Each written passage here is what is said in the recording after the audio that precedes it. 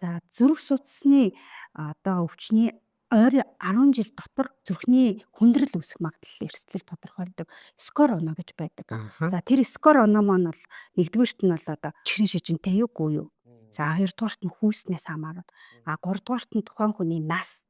За тэгээд нийт холестерины түвшин, сислийн даралт, тамхи татдаг гэсэн өгүүлэмжтэй байхад ойрын 10 жил зүрхний шигдээс, тархины харвал, тэтгэний цочмог хамшинж гэх мэт зүрх судасны эрсдэл үүсэх магадлалыг хуваар илэрхийлсэн тоогоор гаргаж ирнэ гэсэн.